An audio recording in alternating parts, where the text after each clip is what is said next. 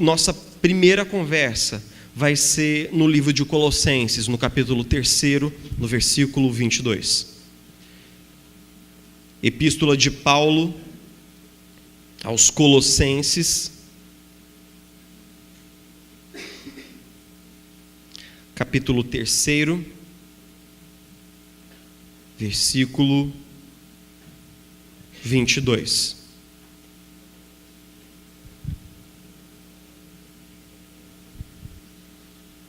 Amém? Tem Colossenses na sua Bíblia, irmão?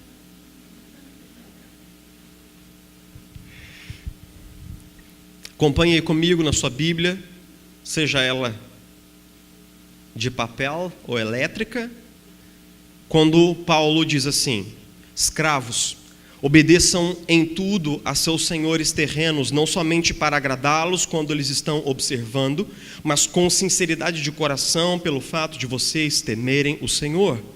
Tudo o que fizerem, façam de todo o coração, como para o Senhor e não para os homens, sabendo que receberão do Senhor a recompensa da herança. É a Cristo, o Senhor, que vocês estão servindo.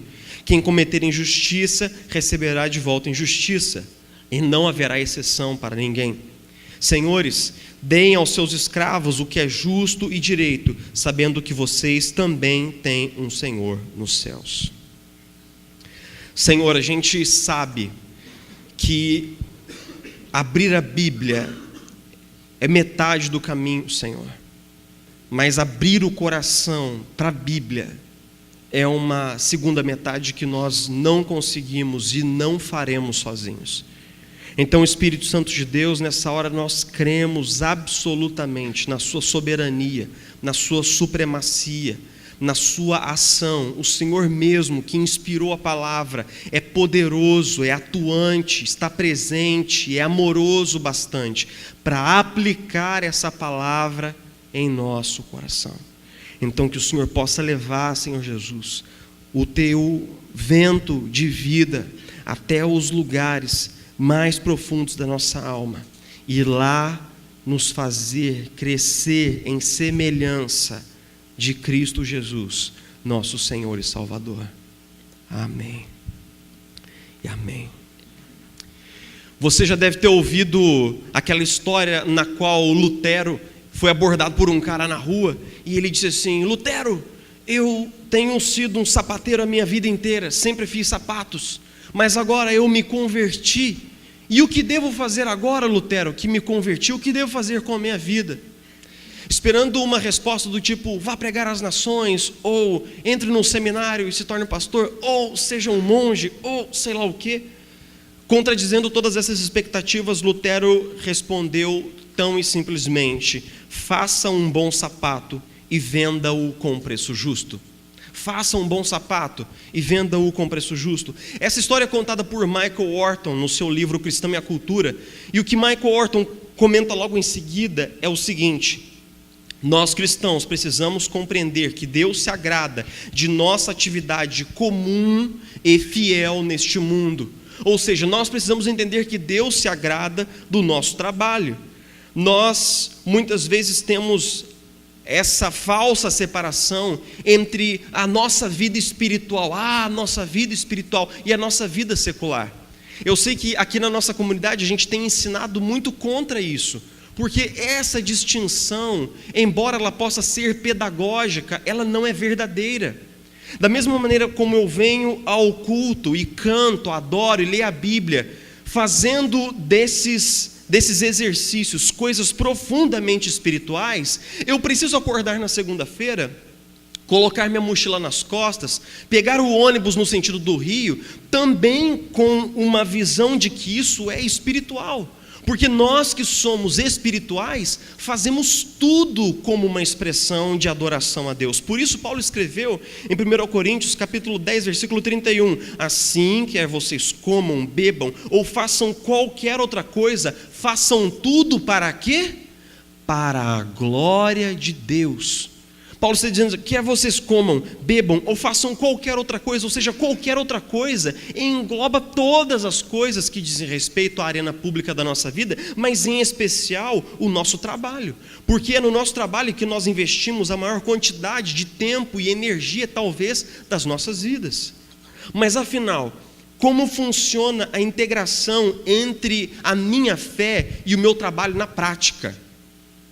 Como é que eu sei que eu estou vivendo para a glória de Deus no meu trabalho? Como é que eu identifico com clareza que na sexta-feira, no final de uma semana de trabalho, eu chego em casa, tiro os sapatos dos pés cansados, tomo um banho e falo assim, Deus, recebe a minha semana de trabalho, toda ela, porque toda ela foi para a sua glória, toda ela foi para a sua honra. Na verdade, quando nós... Vamos colocar uma pergunta capciosa no meio desse negócio aí para exemplificar.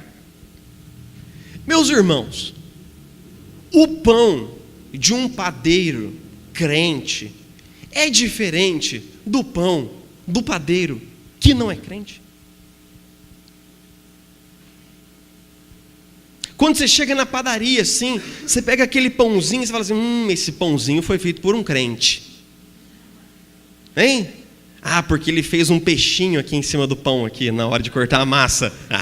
Fez uma cruzinha aqui debaixo do pão. Eu vi lá, alfa e ômega, né, no pacotinho do pão. Ou, volte sempre, Jesus te abençoe, na sacolinha da padaria. Como é que a gente identifica um pão cristão? Quando um maestro toca uma sinfonia de Beethoven e ele é um cristão, aquele dó é mais cristão do que o maestro que não é cristão? Quando você vem de uma passagem de ônibus, aquela passagem vai mais abençoada?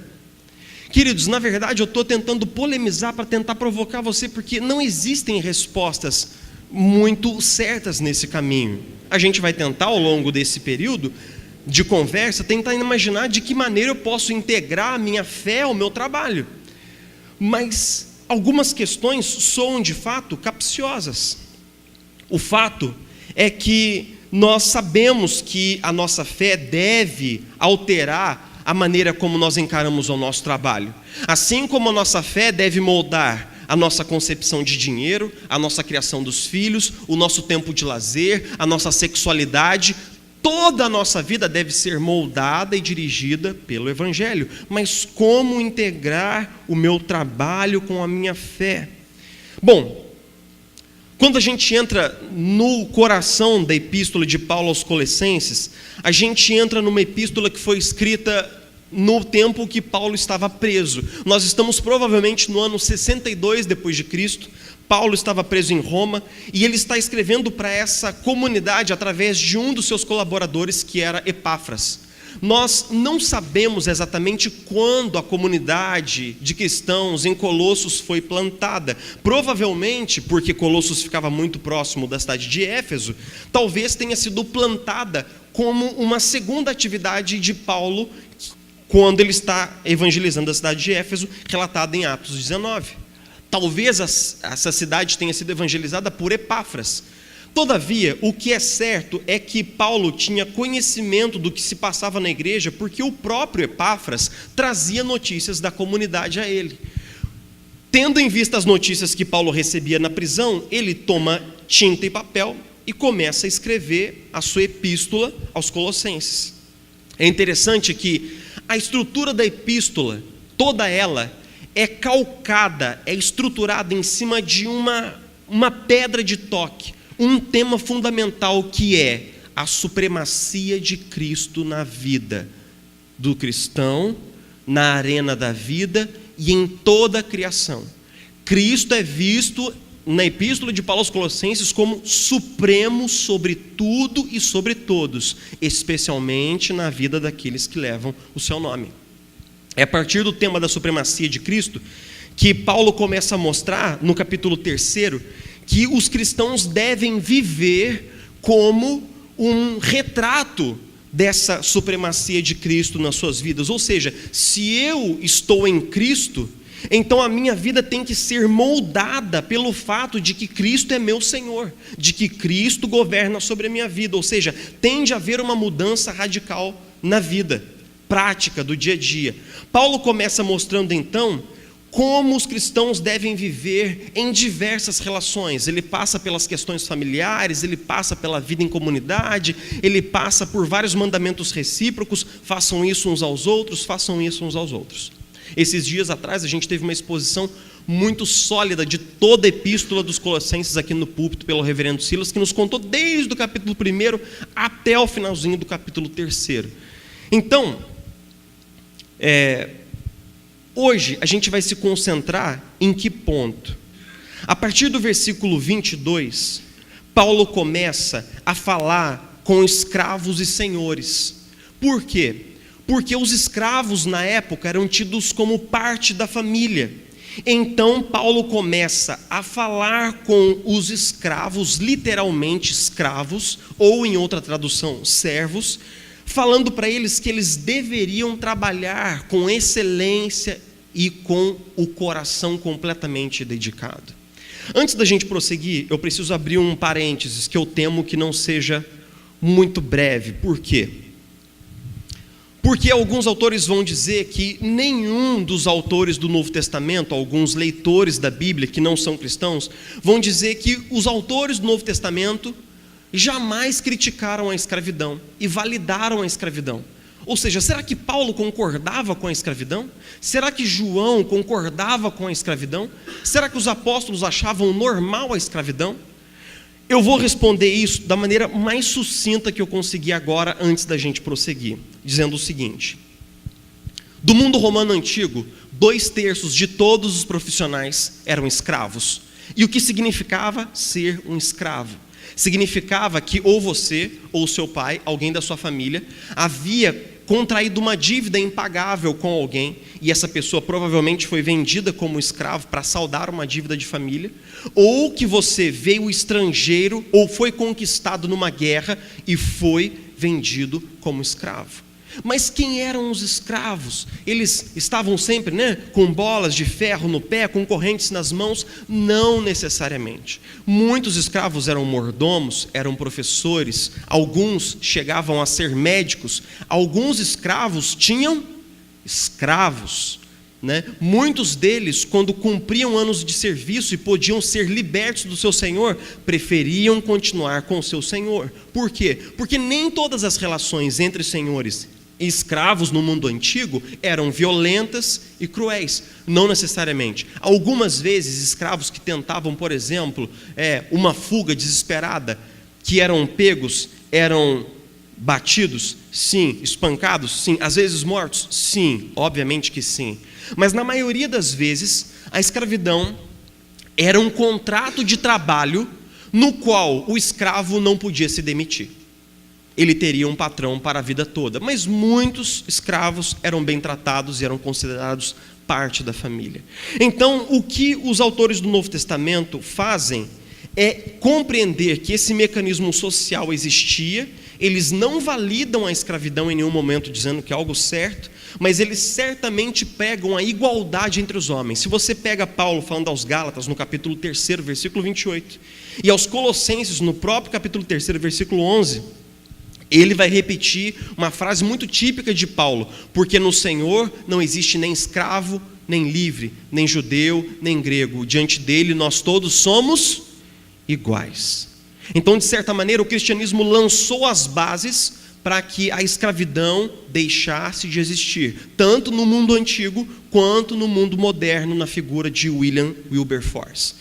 Então, Paulo não é, digamos assim, ele não está endossando a escravidão, mas ele está falando com empregados e patrões no ambiente de trabalho. Ele está falando com pessoas sobre o seu trabalho. O Eugene Peterson traduz esse texto mais ou menos assim: empregados, façam o que for dito por seus patrões, não apenas o mínimo exigido, e sim o melhor que puderem. Trabalhem de coração para o real Senhor de vocês, para Deus. O empregado mal-humorado que só faz trabalho de má qualidade terá de prestar contas a Deus. Eugene Peterson conseguiu pegar bem o espírito do texto, porque Paulo aqui está falando para aquelas pessoas que elas deveriam compreender que o seu trabalho deveria ser uma extensão da sua relação com Deus. O seu trabalho deveria ser uma extensão da sua fé cristã. Aquelas pessoas para quem Paulo está escrevendo eram pessoas que não estavam levando a sua fé para o seu trabalho, não estavam trabalhando como cristãos. Todavia, Paulo também escreve para os patrões, dizendo assim: patrões, não sejam cruéis com seus empregados, tratem-nos com consideração, sejam justos com eles.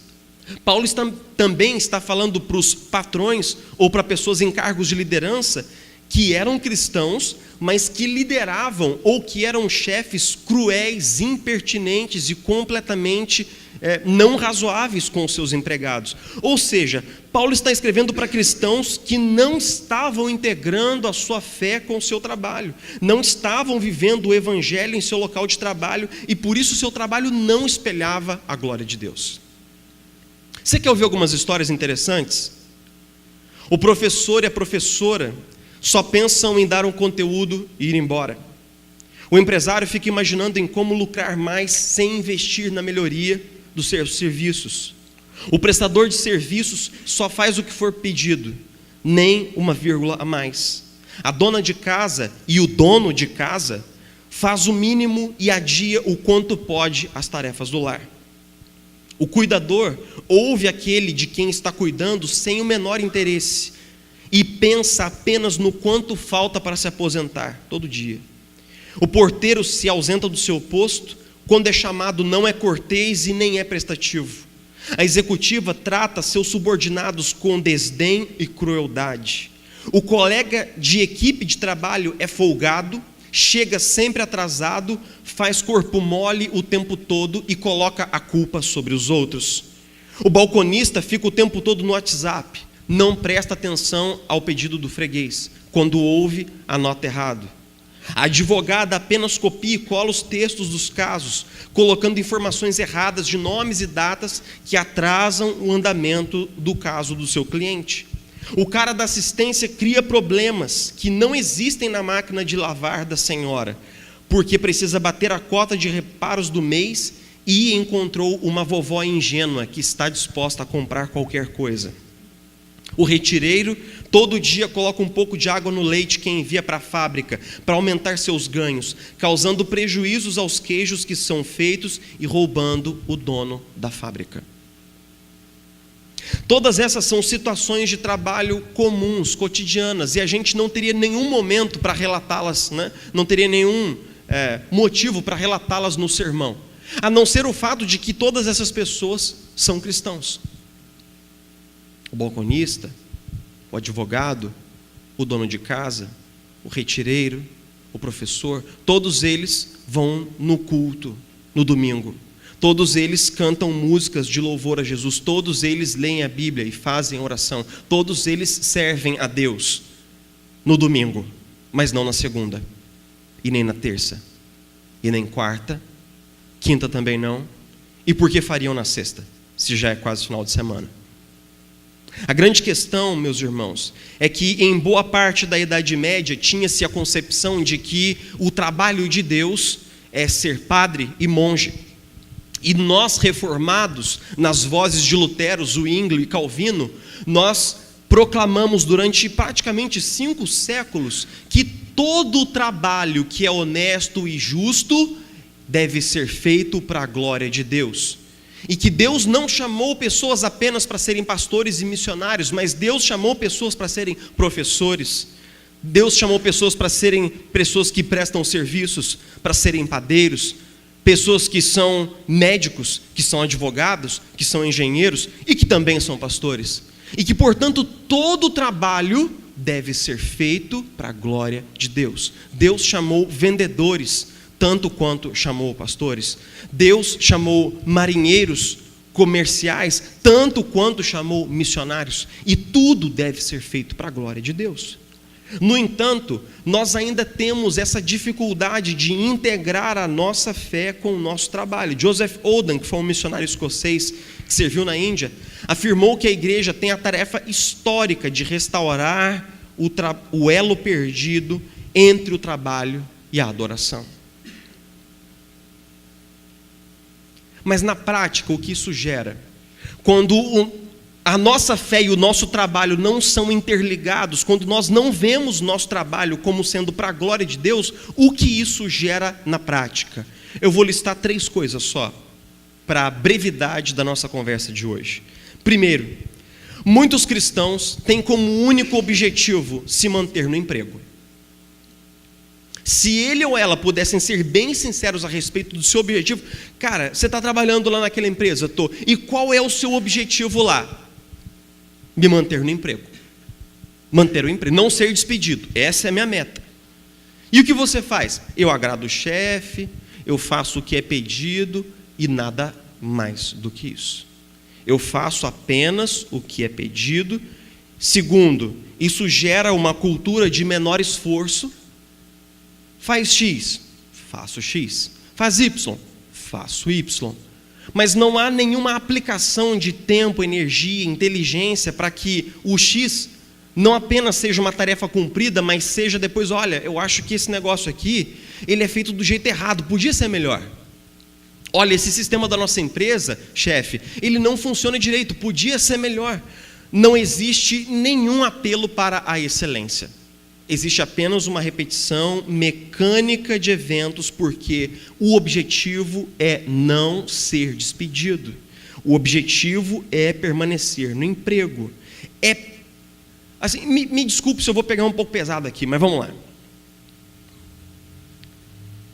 Eu já trabalhei assim. Eu já trabalhei como retireiro. Eu acordava às 5 horas da manhã, botava 2 botas de borracha, um tanto de blusa, descia na cidade invernal de Itamonte, a 5, 4 graus, e ficava lá apertando as vaquinhas para que elas dessem leite. Mas naquele tempo eu não tinha nenhuma ideia de que eu podia contribuir ativamente para tudo o que estava acontecendo ali. Eu apenas sentava, fazia o que me era mandado e subia de volta, porque o meu foco estava no período do descanso e não no meu trabalho, e eu não compreendia que eu estava ali para a glória de Deus. Então, quando nós trabalhamos assim, não é outra coisa senão uma preguiça disfarçada. É uma cultura do menor esforço. É uma cultura do... Sabe aquele negócio assim, quanto que eu preciso tirar na prova, professor? O professor vira e fala assim, 7. Quanto que a gente tira? 7,1, 6,9, 7,2. Porque eu falo assim, cara, para que eu vou fazer a mais? Meus irmãos, alguém cujo coração foi tomado pelo desejo de servir a Deus não tem espaço para esse tipo de mentalidade. Não tem. Em terceiro, os resultados falam por si mesmo. Como que você acha que é o resultado final do trabalho de alguém que só quer se manter no emprego, só quer agradar o chefe e só quer fazer o que foi pedido? No final das contas, esse trabalho ele vai ser mediano, ele vai ser comum ou ele vai ser abaixo do comum. A gente precisa, meus irmãos, a gente precisa entender que desde fazer um transplante de coração a varrer um galpão, são coisas que nós podemos fazer mais certo ou mais errado. Não importa o quão simples a tarefa é. Tem gente que consegue fazer a coisa mais simples do mundo do jeito errado. Tem gente que consegue varrer a casa do jeito errado, como eu faço muitas vezes. Tem gente que... Rapaz, eu vou lavar roupa e eu esqueço de pôr amaciante. Então até lavar roupa na máquina de lavar tem um jeito de se fazer que é mais certo, um jeito de se fazer que é mais errado. E todas as tarefas exigem de nós excelência. Por mais básica que seja a tarefa, nós devemos colocar excelência ali. Ou seja, os resultados falam por si mesmo. Rapaz, nesse tempo que a gente andou fazendo obras aqui na igreja, eu tive contato com muitos prestadores de serviço. E às vezes eu ia para uma pessoa e falava, ô fulano de tal, você sabe um cara que faz isso, faz aquilo? Ele falava assim, rapaz, eu sei que o senhor é pastor assim, mas eu vou indicar um cara que não é crente, tá bom? Fala, não, tá bom, tranquilo também. Mas assim, por que você não indica o crente? Eu falei assim, rapaz, porque, olha, é muito ruim. Eu conheço um cara, ele é crente, mas olha, é muito ruim. Irmãos, eu ouvi isso uma centena de vezes. E é de partir o coração que nós cristãos não sejamos conhecidos hoje em dia pela excelência do nosso trabalho. É triste mesmo. É de fato fatal para a nossa fé que nós, enquanto trabalhadores, estejamos dando mau testemunho, chegando atrasados no trabalho. Não tem nada a ver o trânsito. Meus irmãos, nós não podemos pensar assim, meus irmãos. A nossa fé deve ser vista no nosso trabalho, tanto quanto em todas as outras áreas da nossa vida pública. Paulo traça uma ideia muito interessante, que é o que nós vamos conversar agora nesses momentos finais aqui da nossa conversa. Paulo estava demonstrando para aqueles trabalhadores que quando eles faziam um trabalho que não era excelente para os seus senhores, eles estavam tendo uma atitude incompatível com a fé cristã. É por isso que Paulo fala assim: servos, obedeçam em tudo aos seus senhores terrenos, não somente para agradar os homens quando eles estão observando, mas com sinceridade de coração pelo fato de vocês temerem ao Senhor. Tudo o que fizerem, façam de todo o coração como para o Senhor e não para os homens. O que Paulo está dizendo? Fala assim, cara, tudo que você for fazer no seu trabalho, esquece do seu chefe. Esquece do seu chefe. Agradar o seu chefe não é o seu objetivo. Manter o seu emprego não é o seu objetivo. Ter salário no final do mês não é o seu objetivo. O seu objetivo é, no final daquele dia de trabalho, entregar essas 8 horas trabalhadas ao Senhor como um ato de culto e dizer: eis aqui, Senhor, eis aqui a minha adoração.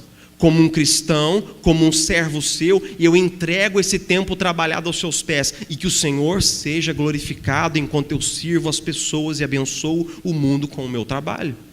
Paulo está dizendo que o nosso trabalho é culto, e que o nosso trabalho é para o Senhor, tanto quanto um culto desse daqui é para o Senhor. Não existe distinção, irmãos. Não existe divisão, não existe sequer gradação. Não, esse momento aqui é o momento mais crente da semana. Bobagem, mentira. Meus irmãos, isso é engodo. Agradem ao Senhor. E aí Paulo fala 3 coisas. Primeiro, os servos deveriam fazer o seu trabalho tendo em mente que o trabalho é para Jesus.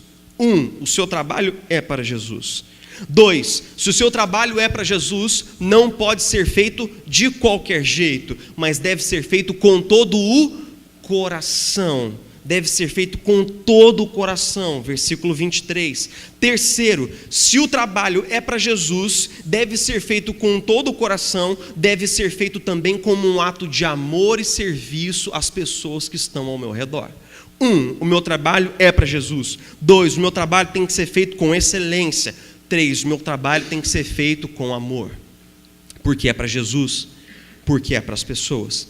Paulo está demonstrando que a experiência radical da salvação deve sim mudar a maneira como nós compreendemos o nosso trabalho e deve nos levar a ter outras práticas de trabalho.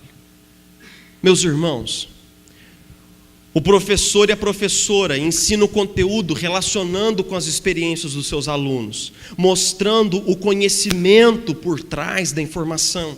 O empresário imagina como manter seus colaboradores em tempos de crise, apertando e diminuindo seu lucro pessoal, sabendo que muitos deles dependem completamente daquele trabalho para cuidar das suas famílias. O prestador de serviços é chamado, mas não faz apenas o que foi pedido, vai além, com boa vontade, atende o cliente e o ensina até que tudo fique certo. A dona de casa e o dono de casa, apesar da rotina cansativa e entediante, renova suas energias todos os dias e consagra cada prato lavado ao Senhor. O cuidador ouve pela 1000ª vez a mesma queixa daquele que está cuidando. Pensa em como aquele que está sob os seus cuidados resiste ao tratamento, mas se maravilha de novo e de novo com a complexidade do ser humano, renova a sua bondade e continua acreditando na sua mudança. O porteiro está sempre no lugar. Quando chamado, é cortês, é prestativo, é bem-humorado.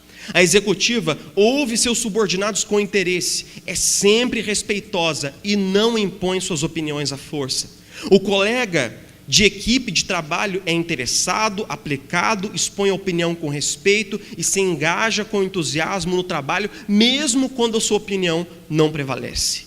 O balconista atende com um sorriso no rosto, informa do que é feito o bolo, informa do que é feito a cobertura, pergunta se o cliente deseja algo mais. A advogada ouve com cuidado seu cliente, produz um texto breve, exato, ganha tempo na condução do caso, mantém seu cliente seguro e calmo. O cara da assistência técnica vai visitar a vovó, descobre que tudo que sua máquina precisa é de uma regulagem, faz a regulagem de graça, no final ganha um café, uns minutos de papo gostoso e uma nova amiga. O retireiro acorda todo dia cedo. E naqueles dias em que a vaca tem um problema no Uber, para quem não sabe, é aquele negócio assim, aquele balão, Uber. Nos dias em que ela tem um problema no Uber, ele descarta o leite, porque se preocupa com a integridade do seu produto. O dono da fábrica aprecia, valoriza e ajuda o seu mais fiel e íntegro retireiro, porque sabe que bons parceiros são difíceis de encontrar. Meus irmãos, essas pessoas aqui estão trabalhando para a glória de Deus. Elas estão trabalhando na simplicidade do dia a dia e da rotina cansativa, trabalhando com fidelidade para a glória de Deus. Vamos voltar na pergunta. O pão do padeiro, meus irmãos, cristão é diferente? Quando você chega lá tem um peixinho em cima do pão. Quando você chega lá tem uma cruzinha embaixo. Quando você abre, tem um pãozinho de Santa Ceia lá dentro? Primeira resposta. Meus irmãos, se eu chego no trabalho na primeira hora e eu aplico minha inteligência, aplico os meus dons que Deus me deu, aplico o meu coração no meu trabalho, então com os anos o meu trabalho vai se aperfeiçoar. O trabalhador cristão, ele vai com o tempo se esmerar naquilo que ele faz, seja uma faxina, seja pão, seja um transplante de coração, porque todas as coisas podem ser feitas de maneira mais certa ou menos certa, com baixa excelência ou com muitíssima excelência. Desde pregar um sermão até pregar um prego mesmo na madeira, existe o jeito certo e o jeito errado de se fazer. E os cristãos, eles se esmeram em tudo que fazem. Mas pode ser que você encontre um padeiro que não é cristão e que ame fazer pão, ame a sua profissão e faça também pães com excelência. E aí? Bom, e aí que se o pão não é diferente, então o caminho do padeiro cristão até o pão também precisa ser diferente. Não é apenas o resultado do nosso trabalho que é diferente, mas o caminho até o resultado precisa ser diferente. Eu posso ter 2 chefes conduzindo equipes e esses 2 chefes conseguirem resultados igualmente excelentes, mas um chicoteando a sua equipe, um grande Steve Jobs, não é? Pavimentando o caminho do sucesso com as tripas das pessoas com as quais trabalho. E, no entanto, eu posso ter um líder, um chefe, alguém que não apenas alcança o sucesso, mas também consolida um espírito de equipe, consolida um time, consolida a fraternidade dentro do seu ambiente de trabalho. Meus irmãos, não apenas o nosso pão tem que ser diferente, mas o nosso caminho até o nosso pão precisa ser diferente. O caminho depois da entrega do pão tem que ser diferente. O que eu quero dizer é que, de fato, quando existe um desejo de agradar a Deus com o nosso trabalho, meu irmão, Deus é visto ali. Eu já contei aqui no ano passado, eu vou contar de novo, porque muitas histórias são boas e às vezes a gente esquece. Tem uma senhora que ela é varredora de rua lá em Tamonte. Na verdade, pelo que eu soube, ela se aposentou. E eu nunca aprendi o nome dessa senhora. Mas ela ficava no caminho da fazenda. E muitas vezes eu passava por ela a pé, no caminho da fazenda. E todos os dias que eu passava por ela varrendo a rua, bom dia, que Deus abençoe o seu dia. Não era só para mim, podia ser, mas não era. Era para todo mundo. Era para todo mundo. Todas as pessoas que passavam no caminho dela, ela cumprimentava sempre com um sorriso no rosto. Uma Gari. Um cara lá em São José que fez lá, computou lá o peso do meu prato antes da gente ir para a lua de mel. Uma fila de 50 pessoas. e ele recebia a pessoa com um sorriso: está aqui o seu prato, Deus abençoe o seu dia, que Jesus abençoe a sua semana. Meu irmão, ele falava isso para todo mundo da fila. Eu tenho certeza de que ele é um cristão. Não é só falar de Deus, entende? Mas é a alegria que a pessoa tem no trabalho. Porque muitos de nós concebemos uma ideia de que trabalho digno é ser engenheiro. Trabalho bonito e de status é ser médico. Mas ser gari, ser atendente, ser balconista, meus irmãos, nós cristãos não temos licença para pensar assim. Todo trabalho feito com honestidade, todo trabalho honesto e justo é igualmente aceitável e é glorioso aos olhos de Deus. Pessoas que estão em altos lugares de formação não devem se vangloriar disso dentro da igreja. E pessoas que estão em cargos, digamos assim, desprovidos de status, não devem se envergonhar das suas profissões dentro da igreja, porque o seu trabalho é para a glória de Deus, qualquer que seja o seu trabalho. Jesus certa vez estava conversando com uma mulher enquanto seus discípulos foram buscar comida. Aparentemente, ele e todos os seus discípulos estavam com fome. E Jesus então ficou conversando com a mulher, e os seus discípulos voltaram, e aí os discípulos falaram: Jesus, a gente trouxe a comida, come aí. Jesus disse assim: eu tenho uma comida que vocês não conhecem, que é fazer o trabalho do meu Pai e concluir a obra daquele que me enviou. Esse não é o único lugar dos evangelhos em que Jesus fala sobre si mesmo como um trabalhador que está fazendo uma obra, como alguém que está construindo alguma coisa, como um trabalhador empreendendo uma semana de trabalho. Não é o único lugar. E se a gente chegasse para Jesus e falasse assim: bom, Jesus, mas qual é o seu trabalho afinal de contas? O senhor fala tanto que trabalha, que o senhor tem uma obra. Qual é o seu trabalho?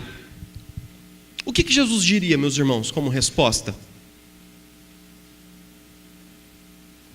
Você é o meu trabalho. Você que está aqui sentado me ouvindo e que tem em Cristo o seu Senhor e Salvador, que sabe que Jesus morreu por você na cruz do Calvário, você é a obra que vem das mãos e do trabalho de Jesus. Jesus completou o trabalho dele na cruz do Calvário, e você é o resultado do trabalho de Jesus. Você é a obra de Jesus, e uma boa notícia para nós é que Deus jamais faz porcaria. Deus não faz porcaria. Quando Deus trabalha, Ele faz muito bem feito. Então nós todos somos chamados como obras de Deus, nós todos somos chamados como frutos do trabalho de Deus a trabalharmos também. E nós somos convocados a igualmente fazer tudo com excelência. Que nunca ninguém possa olhar para o nosso trabalho e dizer: isso é uma porcaria. Porque isso de fato não condiz com a nossa fé cristã. Eu tenho algumas palavras finais e especiais para alguns irmãos aqui da comunidade, que eu quero terminar a nossa reflexão falando diretamente para eles. Primeiro, para os líderes. Se você está num lugar de liderança no seu trabalho, eu queria te deixar esse recado. Lembre-se sempre que o seu material de trabalho são as suas relações com as pessoas, não as pessoas. As pessoas não são o seu material de trabalho, mas as suas relações com as pessoas. Um líder que não preserva suas relações com as pessoas, mais cedo ou mais tarde, caminha sozinho. E líderes que caminham sozinhos, que não são seguidos por outras pessoas, não estão liderando. Então, sobretudo, preserve sua relação com as pessoas, porque isso é o que garante que você será líder hoje e líder amanhã, que as pessoas continuem te seguindo. Para os empresários da nossa comunidade, aquelas pessoas que estão empreendendo, estão fazendo negócios, envolva a Deus ativamente no seu trabalho. Não deixe de orar e de consultar a Deus, mesmo quando você é um empresário muito experiente, muito capacitado, muito inteligente. Não deixe de envolver a Deus nos seus negócios. Não confie só na sua inteligência, não confie só na sua experiência, porque nós somos convidados a não nos estribar, não confiar demasiadamente em nós mesmos, mas confiar sempre no Senhor. para os cuidadores aqui da nossa comunidade, psicólogos, também pastores que estão aqui, os pastores do futuro que estão me ouvindo aqui. Não deixe jamais que a rotina tome de você o senso de sagrado. Nunca deixe que você olhe para uma pessoa como um número, como um problema, como uma doença. Não deixe que a rotina roube de você o senso de sagrado.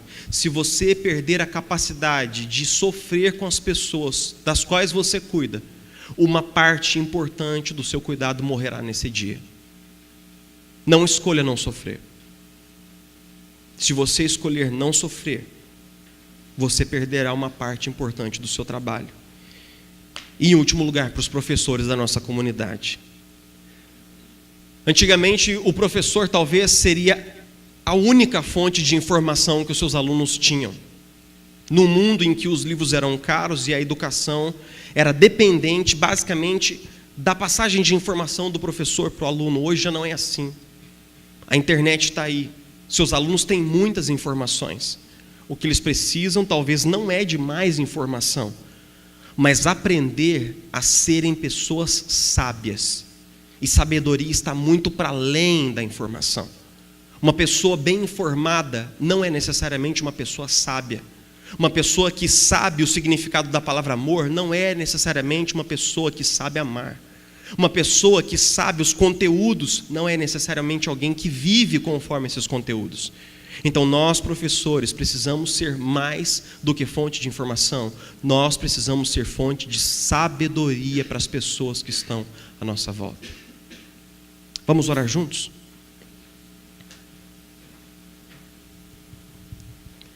Senhor Jesus, a gente quer no início dessa semana dizer sem demagogia que cada hora, Jesus, será depositada aos seus pés, cada hora de trabalho será depositada aos seus pés, como um ato de culto intencional, racional, proposital ao Senhor. E que tudo no nosso trabalho, Jesus, por mais entediante, cansativo, por mais às vezes mal remunerado, por pior que seja o nosso chefe, por pior que sejam as condições, que tudo no nosso trabalho seja para a sua glória, seja para a sua honra. Senhor Jesus, nós queremos ser trabalhadores fiéis do Senhor, aonde o Senhor nos colocou. Não importa, Jesus, não importa o lugar, não importa as condições, nós queremos estar ali e ali sermos agentes do seu reino, agentes transformadores do seu reino. Aonde existe, Jesus, propina, aonde existe injustiça, aonde existe indiferença e descaso, nós queremos levar a ética, o amor, o cuidado, nós queremos levar a atenção. Aonde existe, Jesus, a infidelidade no uso das horas, aonde existe falta de pontualidade, nós queremos ser servos comprometidos, pontuais e fiéis. Que cada hora trabalhada seja para a sua glória. Que cada real que o Senhor deposita no nosso bolso, através do nosso trabalho, possa ser recebido com gratidão.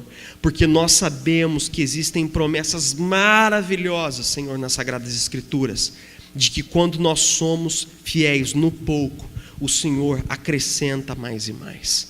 Nos ajuda, abençoa cada um de nós nos nossos locais de trabalho, e que mais essa semana seja para a sua glória. Em o nome de Jesus nós oramos.